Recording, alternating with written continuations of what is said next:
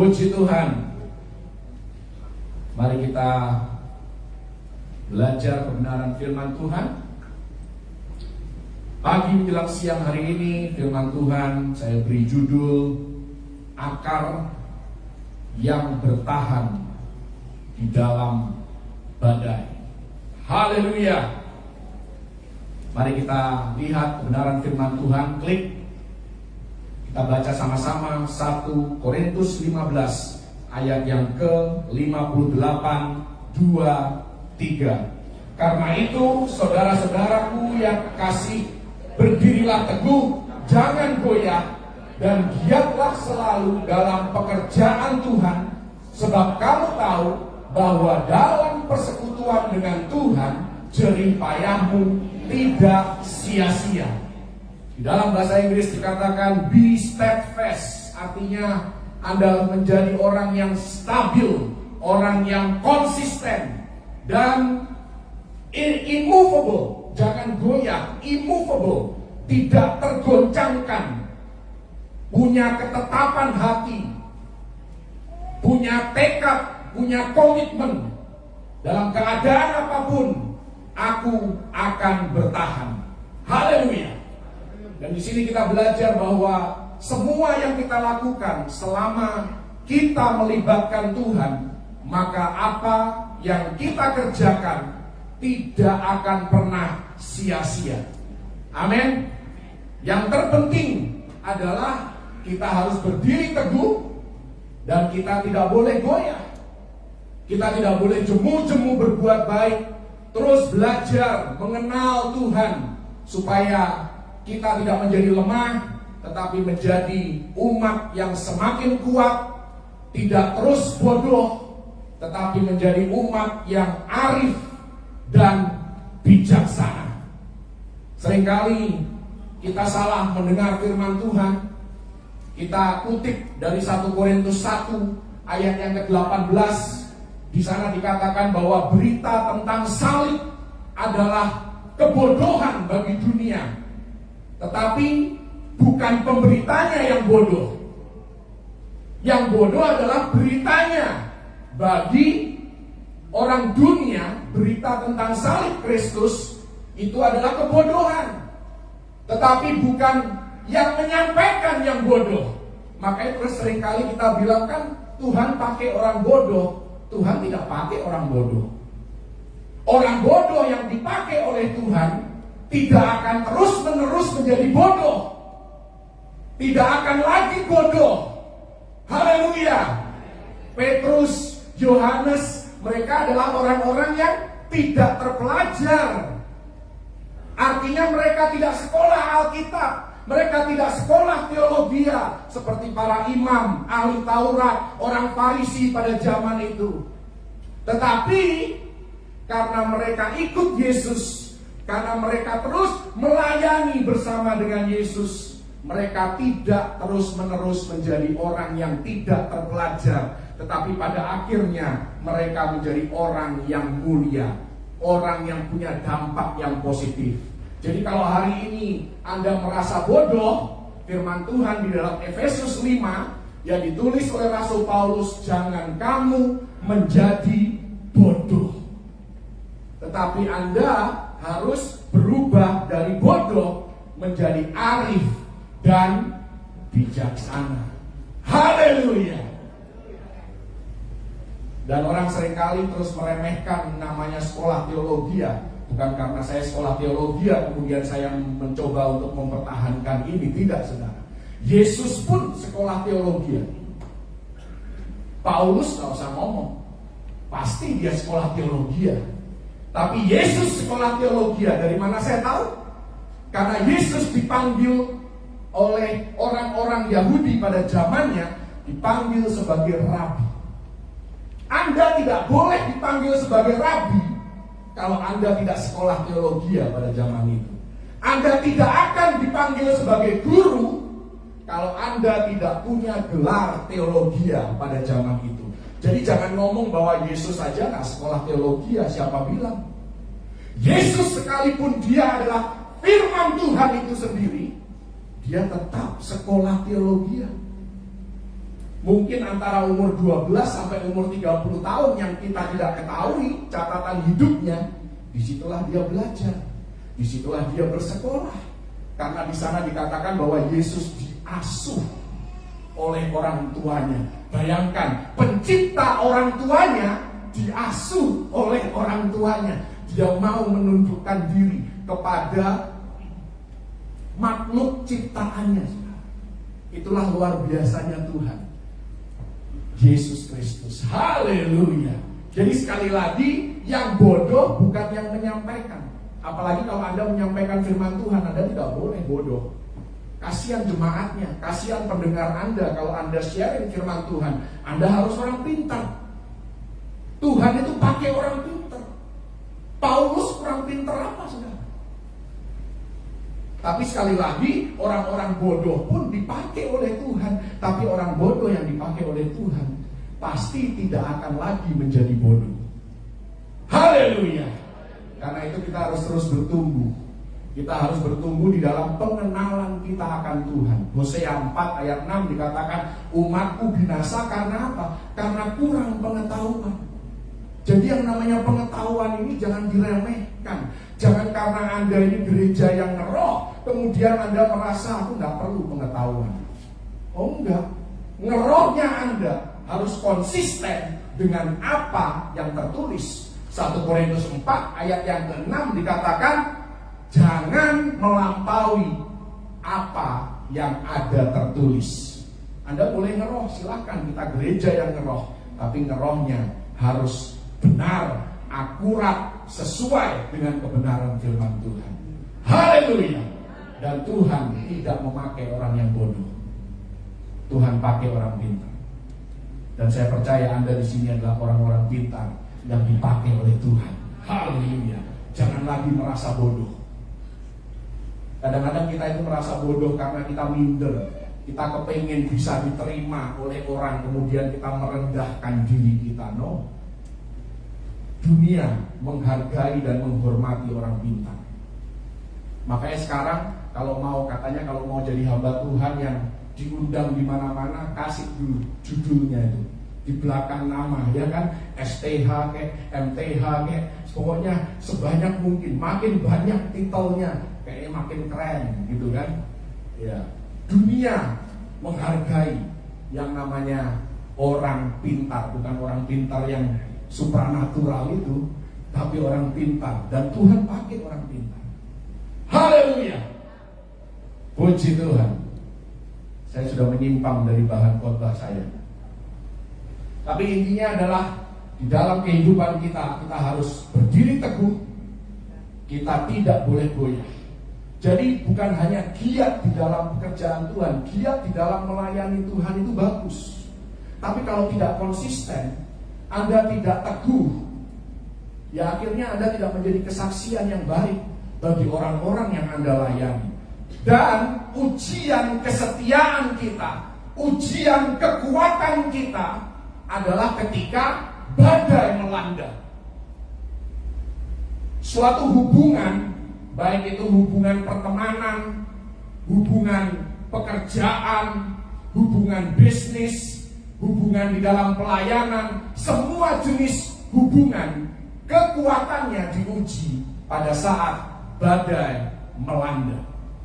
Komitmen Anda sebagai jemaat GBI Mount Hermon diuji ketika ada masalah, terutama kalau ada masalah di gereja. Kedua, diuji ketika Anda mengalami perubahan hidup, perubahan taraf hidup, ya, perubahan karir. Yang tadinya Anda orang biasa-biasa tiba-tiba menjadi orang kaya raya. Disitulah Anda diuji. Badai ini bisa badai yang mencoba untuk menjerumuskan kita, atau juga badai yang mengangkat kita. Dan kekuatan komitmen Anda diuji pada saat badai terjadi. Beberapa hari yang lalu kan saya kirim, ya hanya sebagai candaan sih sebenarnya kan, beberapa alasan Anda harus pindah gereja. Saya nggak tahu berapa banyak yang buka video itu. Anda boleh pindah gereja. Satu, kalau Anda pindah kota. Ya, tapi kalau cuma Jakarta, Bekasi ya sebenarnya nggak perlu juga sih. Gitu kan, pindah kota kalau Anda pindah ke Jayapura, nah di sana nggak ada Mount Hermon, boleh lah Anda pindah gereja, ya kan? Yang kedua apa? Gerejanya tutup. Anda boleh pindah gereja dan harus pindah gereja kecuali Anda mau menghidupkan kembali gerejanya. Yang ketiga apa alasan Anda boleh pindah gereja? Kalau gereja itu tidak lagi percaya bahwa Yesus Kristus adalah Tuhan, silahkan Anda pindah gereja. Yang keempat apa? Lupa ya? Saya pun lupa. Tetapi saya lupa alasan yang keempat. Tapi alasan yang kelima, ada alasan yang kelima. Alasan yang kelima bilang begini, kalau gereja Anda bermasalah, dia bilang begini, jangan Anda pindah gereja. Justru Anda harus membantu gereja Anda keluar dari masalah. Haleluya. Tadi Anda ketawa-tawa, sekarang poin yang kelima Anda diam semuanya. Karena kenapa ketika gereja bermasalah Anda tidak boleh keluar gereja? Jangan mau enaknya doang dong. Begitu kan? Bukan saya yang ngomong, saya cuma ngutip dari TikTok. Jadi kalau Anda mau salahkan TikTok, jangan salahkan saya. Dia ngajarin, dan menurut saya sih itu ajaran yang benar juga. Masa Anda di dalam pertemanan, ya kan, habis manis sepah dibuang. Ada yang mau punya teman seperti itu? Pasti Anda nggak mau. Gereja pun juga seperti itu. Pekerjaan juga seperti itu. Di dalam pekerjaan ada suka dan duka. Tetapi tidak menutup kemungkinan badai akan melanda, krisis akan terjadi. Lalu apa yang Anda bisa lakukan? Memang agak sedikit berbeda ya kalau kita membandingkan pekerjaan sekuler dengan pelayanan. Pekerjaan sekuler Anda bisa keluar setiap saat. Apalagi kalau mungkin Anda mendapatkan penawaran yang lebih baik, saya tidak menyetop Anda untuk pindah ke perusahaan dengan gaji dan tunjangan yang lebih baik. Anda tahulah kapan Anda harus move on dari status Anda yang saat ini. Tapi kalau kita bicara pelayanan, kita bicara gereja, non-profit organization, harus ada timbal balik. Yang namanya persahabatan pun harus ada timbal balik. Bayangkan kalau dalam suatu hubungan, dalam suatu relasi, yang satu cuma mau terima, yang satu hanya memberi. Lama-kelamaan habis nih, gak akan bertahan lama suatu hubungan. Makanya di dalam hubungan seperti pelayanan ini pun harus ada yang namanya timbal balik. Ada waktunya kita memberi, ada waktunya kita menerima. Jangan cuma mau terima doang. Makanya di sini diberikan kesempatan untuk kita melayani satu sama lain, memakai dan mengasah talenta-talenta yang Tuhan sudah karuniakan di dalam kehidupan Anda. Karena kekuatan suatu relasi diuji saat krisis atau masalah itu melanda di dalam hubungan itu. Nah, sekarang saya ingat alasan yang keempat. Anda boleh pindah gereja, alasan yang keempat. Kalau Anda benar-benar mendengar suara Tuhan secara audible, pindah gereja. Kalau menurut saya sih, Tuhan gak pernah yang ngomong seperti itu ya. Haleluya. Tapi ya terserah Anda lah, saya tidak memaksa. Tetapi saya mau katakan, suatu hubungan akan menjadi sehat kalau ada yang namanya timbal balik di dalam hubungan tersebut. Ada yang namanya mau berkorban satu sama lain. Dan hubungan pertemanan Anda itu akan diuji ketika kelemahan Anda terekspos. Itulah badai. Ketika kekurangan Anda muncul, apakah teman Anda masih bisa menerima Anda sebagai teman? Kalau tidak bisa menerima hanya karena Anda punya kelemahan, yaitu bukan benar-benar teman. Jadi apapun jenis hubungan itu akan diuji pada saat badai melanda. Demikian juga hubungan kita dengan Tuhan, iman percaya kita dengan Tuhan, pekerjaan kita yang kita lakukan untuk kemuliaan nama Tuhan. Makanya di sini dikatakan berdirilah teguh dan jangan goyah. Artinya apa? Tuhan sudah tahu bahwa kita akan menghadapi badai. Ada masa-masa sukar, ada masa-masa yang tidak enak. Apakah kita masih akan setia mengikut dan mendengar suara Tuhan? Klik. Ada dua kelompok jenis pohon berdasarkan ketahanannya terhadap badai. Mungkin terlalu kecil gambarnya. Di sebelah kiri, lingkaran yang sebelah kiri adalah pohon-pohon. Ini hanya beberapa contoh, masih banyak contoh lain. Pohon-pohon yang rentan terhadap badai. Kalau Anda punya pohon-pohon ini di dekat rumah Anda, ketika badai melanda, ketika angin kencang melanda, Anda harus hati-hati. Karena pohon-pohon ini mudah roboh, mudah tercabut dari perakarannya. Yang sebelah kiri atas adalah pohon pinus, sebelah kanannya adalah pohon ara, itu sebenarnya saudara ficus. Kemudian dua di bawah adalah, kalau bahasa Indonesianya adalah pohon ek, oaks, ya, willow oaks ataupun water oaks. Kalau Anda punya pohon-pohon ini di sekitar Anda harus berhati-hati ketika badai melanda, karena akan mudah roboh, mudah terlepas dari posisinya ditanam di dalam tanah. Yang sebelah kanan, sebaliknya, adalah pohon-pohon yang tahan badai. Bald cypress, river birch. Ya, saya nggak tahu sih bahasa Indonesianya apa. Saya coba cari bahasa Indonesianya apa. Nggak ada nama bahasa Indonesianya, saudara. Mungkin ada yang lebih ahli daripada saya. Saya cuma ahli sawit. Tapi kalau pohon lain saya tidak ahli. Yang dua di bawah, mungkin Anda kenal. Yang sebelah kiri adalah pohon redbud.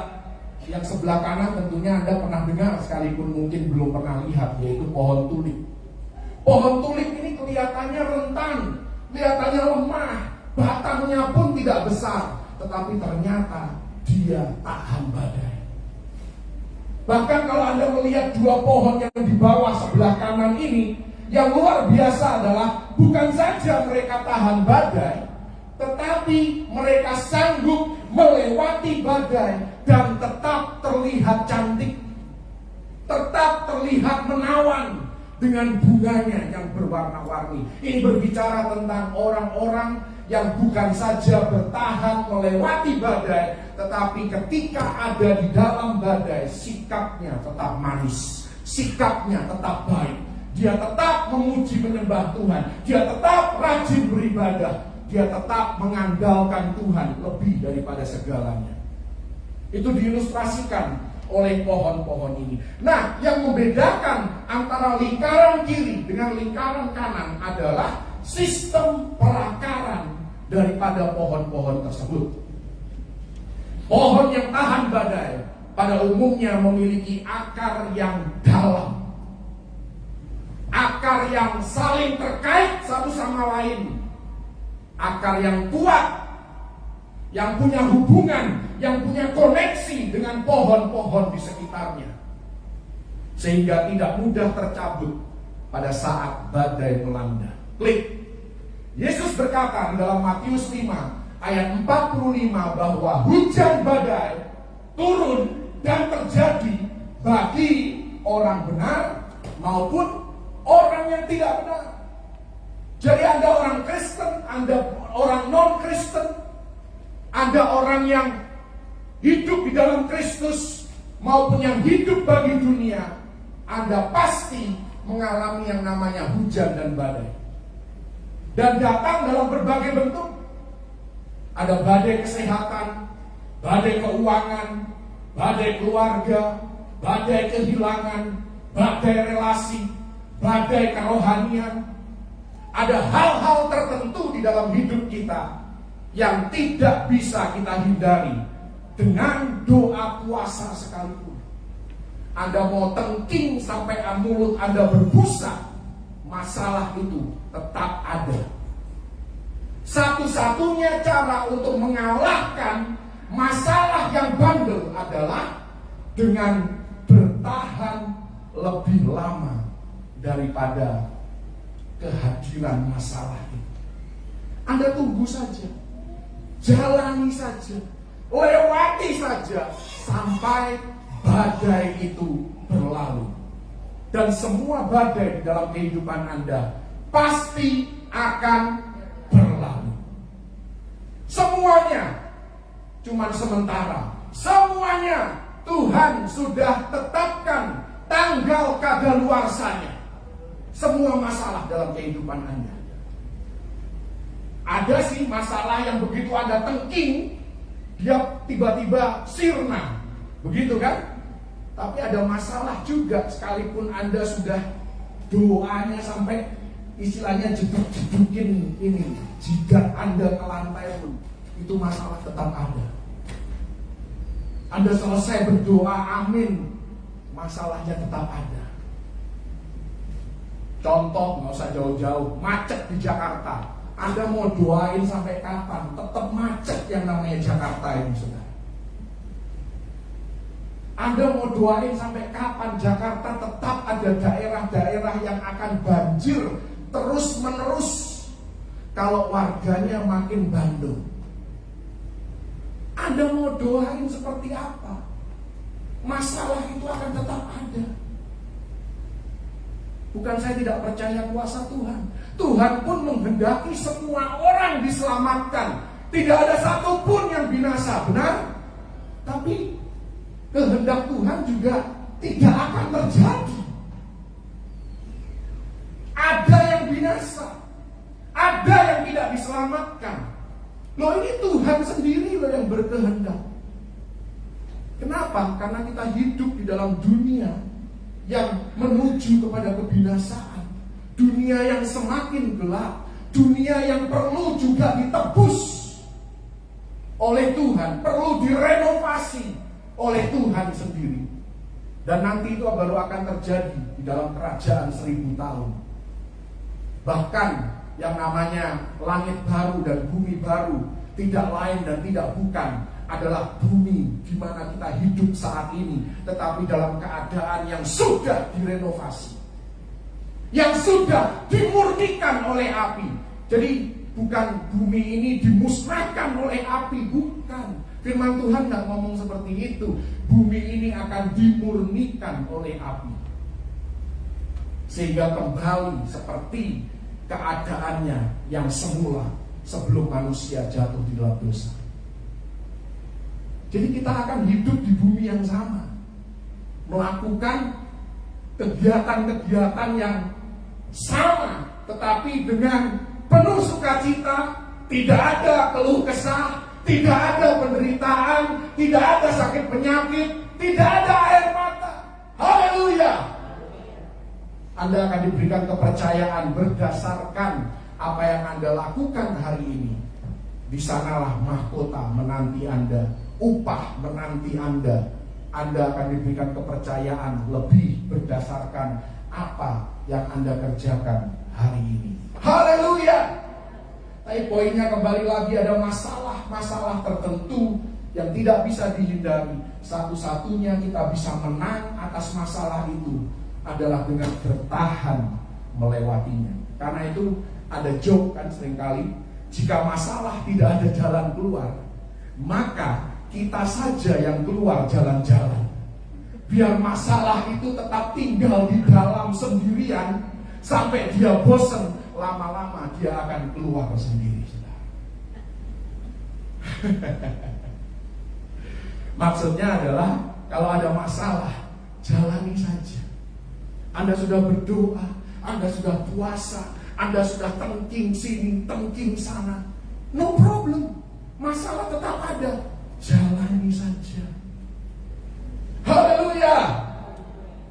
Klik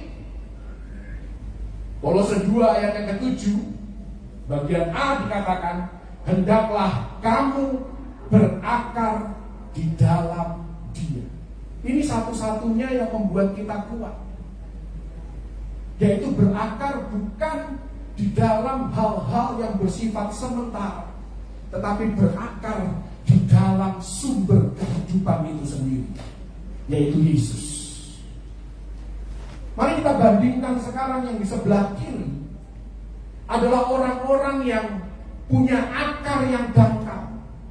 Saya berharap di sini tidak ada yang masuk kategori sebelah kiri.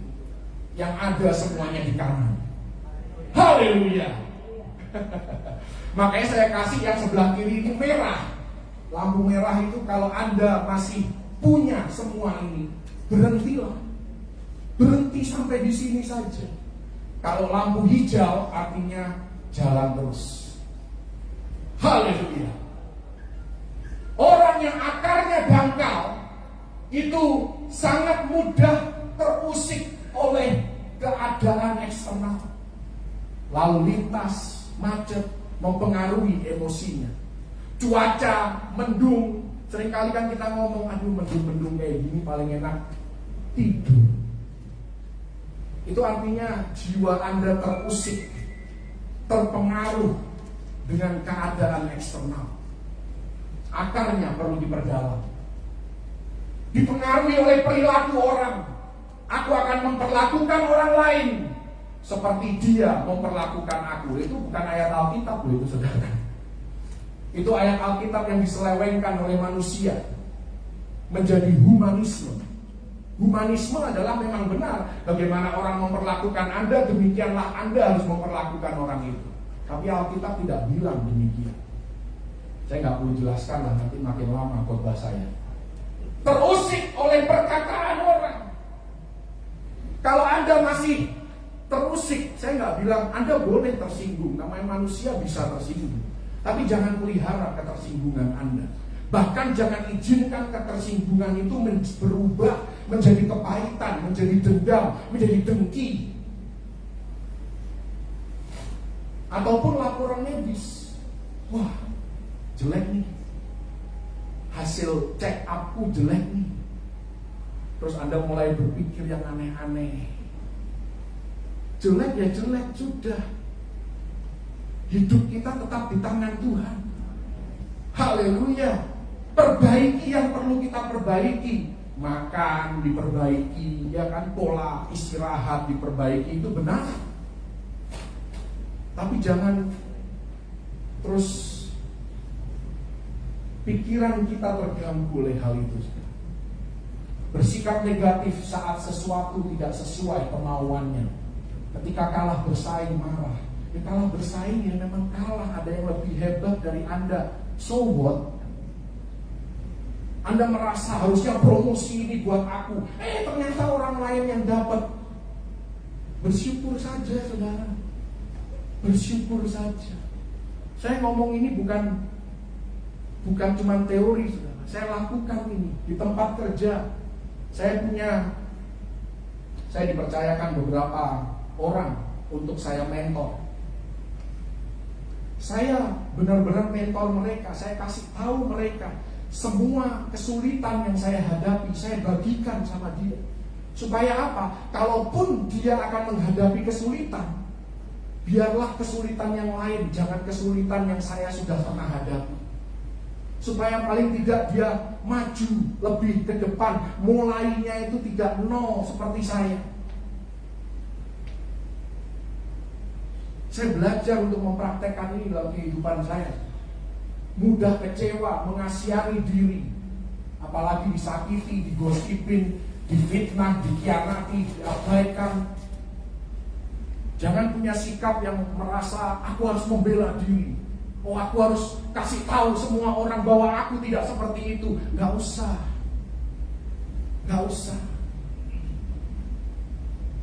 Kalaupun memang mereka adalah sahabat sejati Anda, tanpa Anda membela diri pun, mereka yang akan membela Anda. Haleluya. Menaruh harap pada hal sementara, tadi saya sudah sebutkan ini, pada pekerjaan, pada karir, sehebat-hebatnya karir Anda, jangan menaruh harapan Anda pada karir Anda. Sekalipun gajinya bagus, tunjangannya bagus, sumber hidup Anda adalah yang di atas. Namanya Yesus Kristus. fokus pada apa yang salah, apa yang kurang. Ada nih orang yang punya mata itu selalu melihatnya apa yang kurang. Saya berharap itu bukan Anda. Haleluya. Anak-anak ini harus hati-hati pada orang tuanya. Lihatnya selalu yang salah, yang kurang. Hormati mereka, sekalipun mereka banyak kekurangan. Kalau Anda melihat kekurangan dari orang tua Anda, perbaiki dalam hidup Anda, supaya suatu hari Anda tidak menjadi seperti orang tua Anda yang banyak kekurangan. Haleluya. Terjadi kelepasan pada orang tua. Makanya anak harus dibawa ke gereja supaya dengar firman yang sama. Haleluya. Jangan anak malah dipakai sebagai alasan untuk keluar gereja. Itu nggak benar. Semua diam sekarang. Nggak apa-apa, saya sih nggak sungkan-sungkan untuk menyinggung perasaan Anda. Bukan berarti saya tidak struggle, tidak punya masalah itu. Saya tiap kali harus kasih pengertian buat anak-anak saya.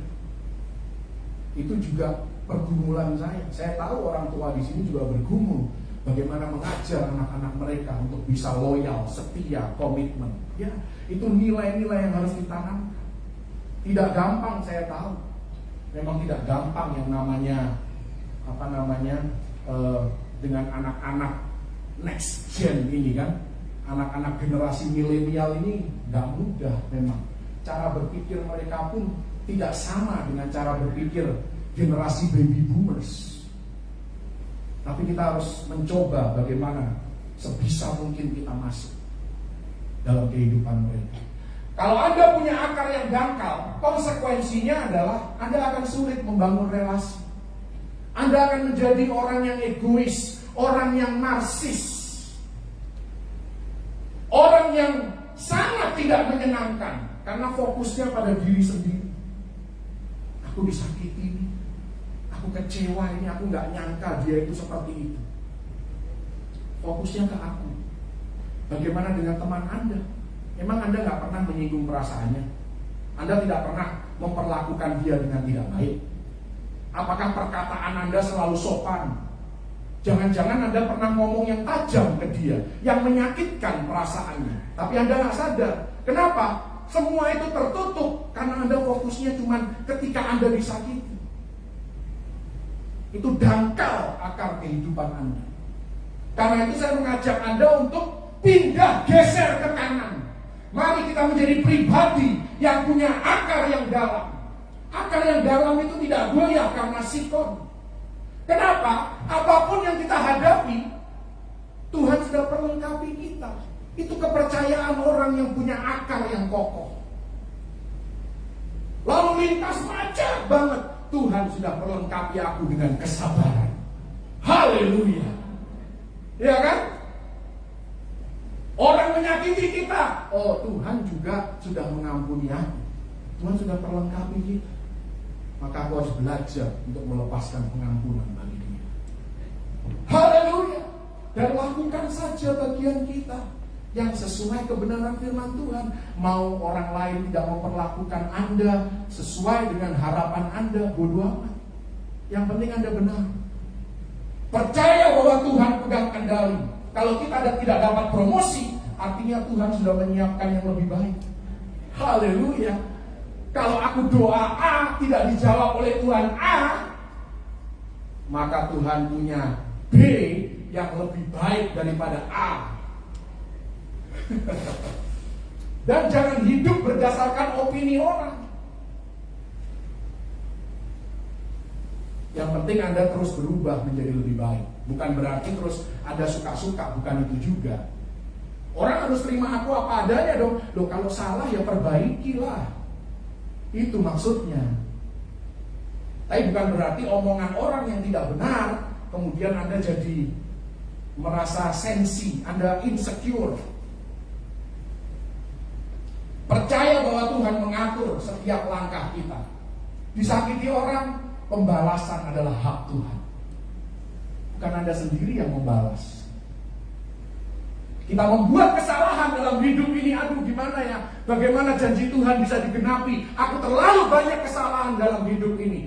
Orang yang akarnya dalam, dia percaya bahwa kasihnya Tuhan, belas kasihan Tuhan lebih besar daripada kesalahan kita.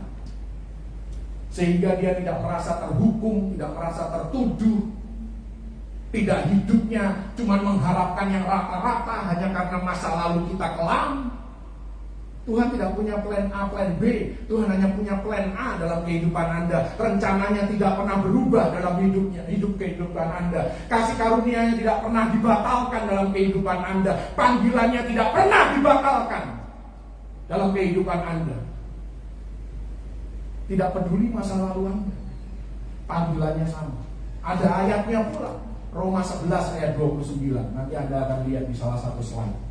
Orang yang akarnya dalam, dia fokus pada Kristus, memikirkan perkara yang di atas, memikirkan kekekalan. Tapi jangan terus-menerus ngomongin kekekalan. Akhirnya apa? Hidup Anda abstrak. Harus konkret dong. Harus ada manifestasinya. Oh iya betul, Anda adalah manusia surgawi, tapi kaki Anda masih menginjak bumi. Masih ada keluarga yang harus Anda nafkahi. Jangan ngomongin kekekalan, kebablasan. Haleluya. Ada pekerjaan di bumi ini yang harus kita kerjakan. Talenta yang harus kita asah. Amin. Bersyukur untuk apa yang ada. Bersyukur. Bersyukur. Nggak usah dijabarkan lagi lah kalau yang namanya bersyukur. Pasti Anda sudah tahu. Bersyukur kita masih hidup. Laporan medis boleh jelek. Puji Tuhan, aku masih bernafas sampai hari ini. Amin. Oh, ekonomi lagi gonjang-ganjing krisis. Puji Tuhan, aku masih punya pekerjaan. Aduh, kenapa ya lalu lintas Jakarta makin hari makin macet. Puji Tuhan, artinya Anda masih setiap hari pergi ke suatu tempat, ya kan? Dipercaya oleh Tuhan untuk suatu tugas ataupun tanggung jawab. Syukuri itu. Syukuri kesehatan Anda, syukuri keluarga Anda, syukuri komunitas di mana Anda berada, di mana Tuhan taruh Anda. Maka hasilnya Anda akan menjadi pribadi yang berdiri teguh, tidak tergoyahkan, penuh dengan damai sejahtera. Karena Anda tahu Tuhan pegang kendali, dan Anda akan menjadi pribadi yang sangat menyenangkan. Pribadi yang orientasinya keluar, memikirkan orang lain, bukan hanya memikirkan diri sendiri. Haleluya. Saya akan dengan cepat. Ada dua contoh. Contoh yang pertama, klik. Ada perbedaan antara respon orang yang dangkal dengan orang yang dalam. Minggu yang lalu Anda sudah bertemu dengan perempuan Sunem. Bahkan Anda sudah tahu nama anak perempuan Sunem. Ya kan? Masih ingat nama anak perempuan Sunem? Tidak ditulis di Alkitab, tetapi namanya adalah Habakuk. Dia yang menulis kitab Habakuk, dipakai oleh Tuhan untuk bernubuat kepada bangsa umat pilihan Allah. 2 Raja-Raja 4 ayat 20. Anak perempuan Sunem ini mati di pangkuannya. Kalau Anda tidak bisa menghayati kisah ini, Anda harus baca lengkap. Ini ibu mandul, tidak bisa punya anak. Suatu hari terjadi mujizat, tiba-tiba ibu ini punya anak. Begitu punya anak, anaknya tumbuh mulai besar. Tiba-tiba satu hari, saya nggak tahu kenapa, Alkitab tidak menjelaskan, kepalanya sakit, mungkin kena stroke karena sinar matahari, bisa jadi. Matilah anak ini, mati di pangkuan ibunya. Anda bisa bayangkan, mandul, punya anak, mati anaknya. 2 Raja-Raja 4 ayat 26, dia bergegas pergi ke Nabi Elisa. Ketemulah dengan bujangnya Nabi Elisa, namanya Gehasi. Ditanya, Selamatkah engkau ibu? Jawabannya apa? Coba kalau Anda ditanya sama biasa, selamatkah engkau bapak, ibu? Lu gak punya perasaan ya, katanya lu nabi, katanya lu pelayannya nabi, gak sensitif ya. Anakku mati tau gak? Oh enggak, perempuan Sunan ini bilang apa? It is well. Semuanya baik. Anaknya mati loh, dia bilang semuanya baik. Ini orang yang akarnya dalam banget, saudara. Saya berharap Anda merindukan menjadi pribadi seperti ini. Dalam keadaan apapun, setragis apapun, Anda bisa bilang, it is well with my soul. It is well with my soul. Haleluya. Semua itu diuji bukan pada saat Anda nyanyi di gereja. Semua itu diuji ketika Anda menghadapi kehidupan di dunia nyata. Bandingkan dengan klik Janda Sarfat. Janda Sarfat ini hebat, dahsyat, tapi dahsyatnya terpaksa. Bahkan ketika mengalami hal yang sama terjadi. Janda Sarfat, anaknya mati. Nabi Elia datang, ini Elia, kan tadi Elisa. Elia datang ke rumahnya, tujuannya baik loh. Elia mau membuat mujizat. Ibu ini ngomong apa? Nanti Anda buka ayatnya, 1 Raja-Raja 17 ayat 18. Dia bilang ke Elia begini, ngapain lo datang? Mau nyukurin gue ya? Nyolot. Janda Sarfat nyolot, saudara. Apakah engkau kesini hendak mengingatkan aku akan kesalahanku, akan dosa-dosaku, dan menyebabkan anakku mati? Loh, ini mentalitas perjanjian lama seperti itu. Jadi kalau Anda seringkali ada orang bermasalah dalam hidupnya, Anda ngomong, ini orang tertutup nih, ini orang lagi dihukum nih sama Tuhan nih. Anda punya mentalitas tidak beda sama Janda Sarfat. Itu mentalitas sebelum Yesus mati di atas kayu salib. Karena orang perjanjian lama kalau ketemu Nabi itu takutnya luar biasa. Kenapa? Karena dicari-cari kesalahannya. Firman Tuhannya firman Tuhan yang keras. Ini hukuman Tuhan. Ini memang adalah apa yang engkau tuai dari apa yang engkau tabur. Tuhan sedang menghakimi engkau. Itu perjanjian lama. Janda Sarfat itu mentalitasnya seperti itu. Akarnya dangkal. Begitu menghadapi krisisnya sama. Nyolot ngomongnya. Jadi kalau Anda gak ada apa-apa, tiba-tiba ngomongnya ngegas, nyolot, bukan Anda kelihatan hebat sih. Itu artinya Anda dangkal. Belum apa-apa orang baru ngomong yang sebenarnya memberikan kritik yang membangun sebenarnya. Tiba-tiba Anda marah. Dangkal, mohon maaf, Anda dangkal hidupnya. Akarnya dangkal sekali. Perlu gali tanah lagi sekarang, supaya akarnya makin dalam. Haleluya. Next, secara cepat, ada orang namanya Paulus. Dia meneladankan kehidupan yang berakar di dalam Tuhan. Akarnya dalam banget. Lihat yang dialami oleh Paulus. Diperhadapkan pada ketidakadilan, dia tetap bersukacita. Difitnah, disesah, didera, dilempari batu, tidak dendam, tidak benci, dan seterusnya. Sampai terakhir dia tidak tidur, kedinginan, tanpa pakaian. Dia tetap percaya bahwa God is in control of my life. Tuhan pegang kendali hidup. Yang luar biasa lagi, saudara, dia tulis satu ayat. Tidak ada di terjemahan bahasa Indonesia, adanya di terjemahan bahasa Inggris. Ditulis begini dia Kisah Rasul 20 ayat 24. Dia menulis, none of these things move me. Semua ini, yang sebelah kiri, yang gak enak ini, tidak ada satupun yang menggoyahkan hidupku. Bahasa Indonesia sayang tidak diterjemahkan seperti ini. Cuma ada di bahasa Inggris. Tidak ada satupun yang mampu menggeser hidupku.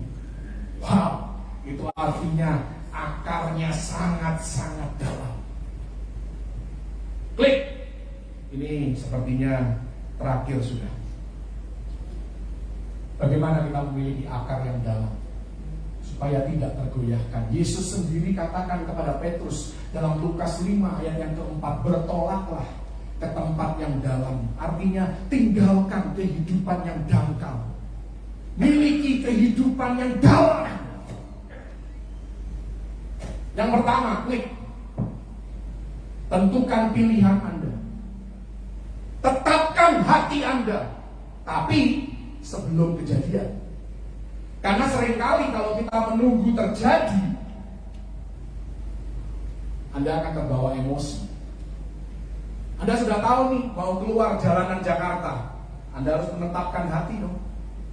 Aku tahu nih, kayaknya bakalan macet nih. Bukan berarti terus Anda beriman macet, bukan itu maksudnya. Tapi orang yang beriman kan juga tahu kenyataan lah. Punya mata kan, yang bisa melihat kenyataan kan. Jangan hidupnya penuh dengan penyangkalan. Nggak macet, macet dibilang, oh enggak kok, nggak macet kok. Itu Anda hidup dalam penyangkalan. Itu bukan iman. Karena iman itu menerima kenyataan sesuai dengan kenyataan, tapi tetap percaya kepada Tuhan. Anda mau keluar jalanan, saya tiap pagi saya harus menetapkan hati. Hari ini saya tidak akan klakson orang. Hari ini saya tidak akan membunyikan klakson panjang. Saya tetapkan hati sebelum saya berangkat kerja. Setiap hari.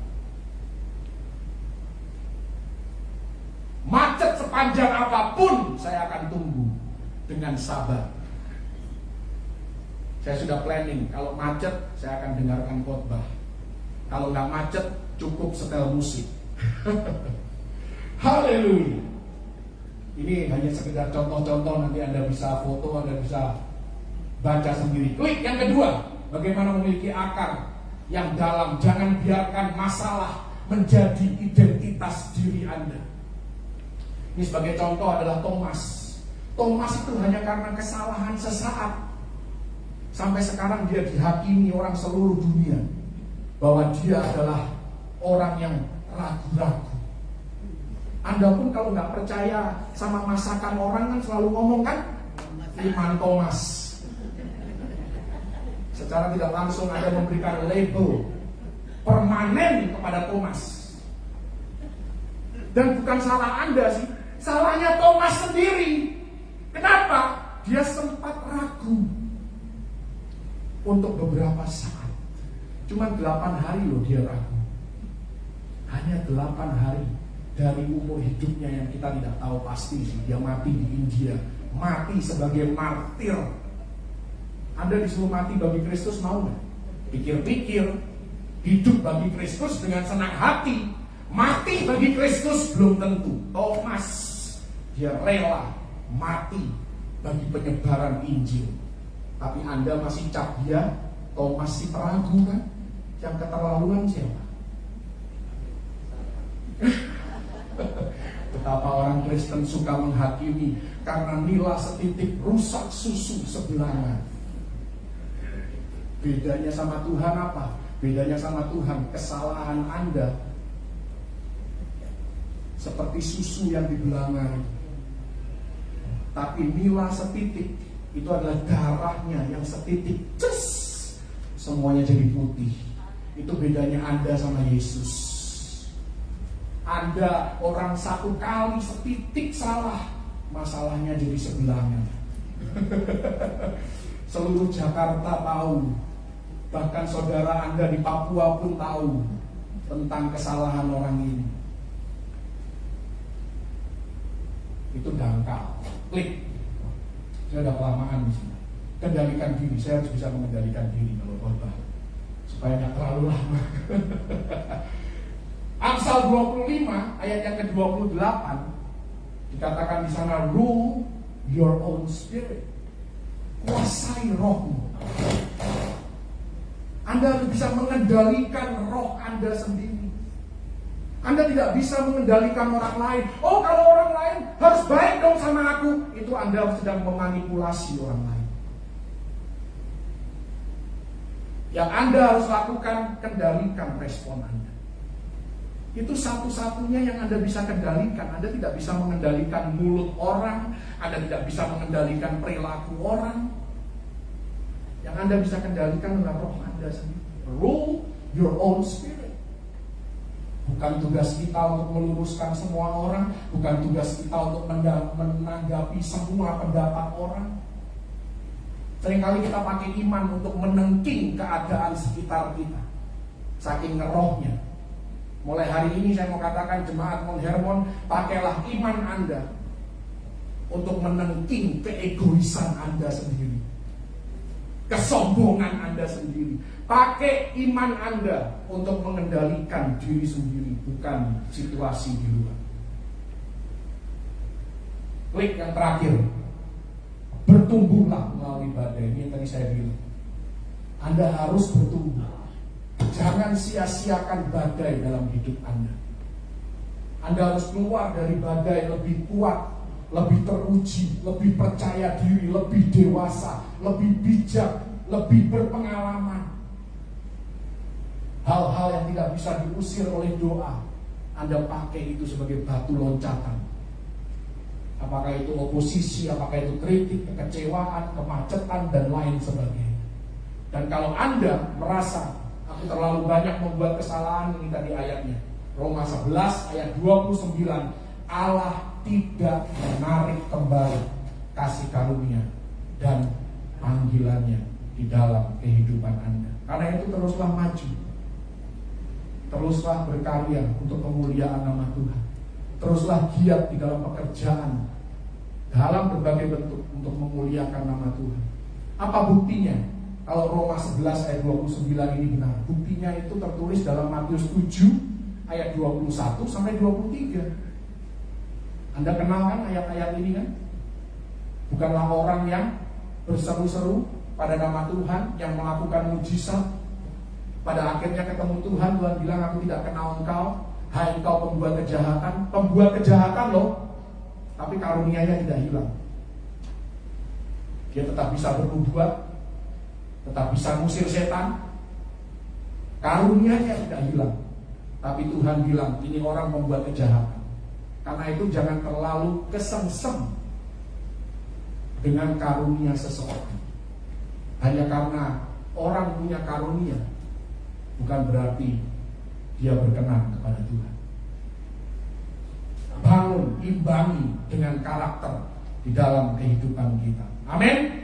Slide yang terakhir, mari kita deklarasikan iman kita bersama-sama. 2, 3.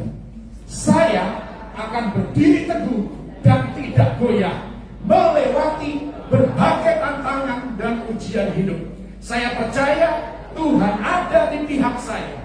Tuhan telah melukiskan saya di telapak tangannya. Tuhan telah memperlengkapi saya supaya tetap naik dan tidak turun. Saya hidup berakar di dalam Tuhan dan tidak dangkal.